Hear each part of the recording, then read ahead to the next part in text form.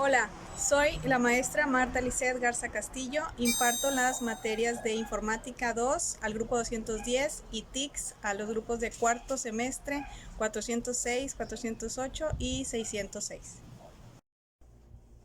En esta semana hablaremos acerca del formateo de medios de almacenamiento e instalación de sistemas. Para empezar nos tenemos que hacer la pregunta ¿qué es formatear? Bueno, formatear un disco o una unidad significa eliminar toda la información almacenada en él. Esta es una herramienta que nos permite tener la seguridad de que al formatearla, esa unidad quedará libre de virus. Y existen una serie de pasos para el formateo.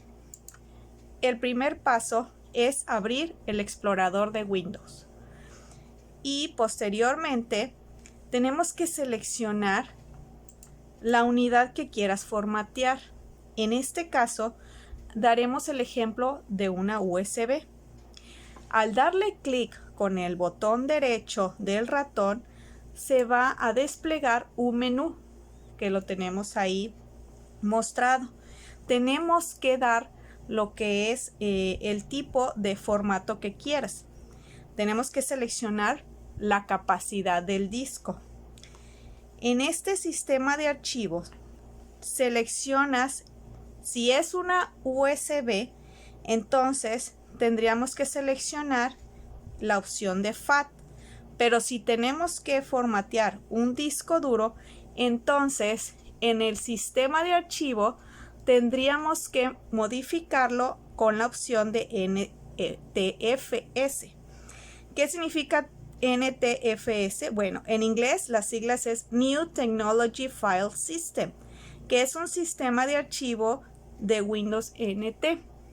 Entonces, al seleccionar lo que es el sistema de archivo, bueno, pues tenemos que darle una etiqueta de volumen. ¿Qué es eso? Bueno, aquí vas a escribir un nombre al que le darás al disco que vas a formatear. Y al pulsar lo que es el botón de iniciar, va a empezar con el proceso. Y al terminar, darás clic en cerrar. Esto es en cuestión de formateo. Si hablamos de un sistema de almacenamiento, pues tiene dos componentes principales. El primero es un medio de almacenamiento, el cual es un disco, una cinta, un CD o un DVD, objetos que tengan datos. Y el segundo, un dispositivo de almacenamiento, es el aparato mecánico que graba y recupera los datos de un medio de almacenamiento.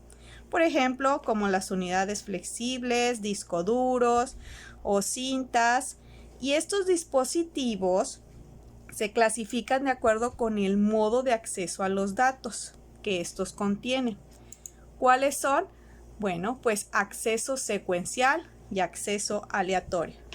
El acceso secuencial significa que un grupo de elementos es accedido en un predeterminado orden, es decir, un registro a la vez, como se muestra aquí en la imagen. Y el acceso aleatorio es un método de búsqueda de datos para la lectura o escritura de los mismos en donde se accede. Para entender mejor, la memoria principal que tenemos en un equipo de cómputo se divide en dos. Y esa memoria principal, que es un acceso aleatorio, se guardan las instrucciones y datos de los programas de la CPU para que acceda en ella directamente mediante el bus de datos externo de alta velocidad. Se le llama así porque es de lectura y escritura. Y esta se divide, la memoria principal se divide en memoria RAM y en memoria ROM. La memoria RAM significa memoria de acceso aleatorio, que se borra la información si se queda sin corriente eléctrica. Es por eso que es recomendable al momento de hacer un trabajo estar grabando constantemente. En cambio, la memoria ROM, que es solo de lectura, guarda de manera permanente los programas que están ligados al hardware de la computadora, así como las instrucciones que la ponen en marcha. Para hablar de unidades de disco de almacenamiento, bueno, pues tenemos el disco duro.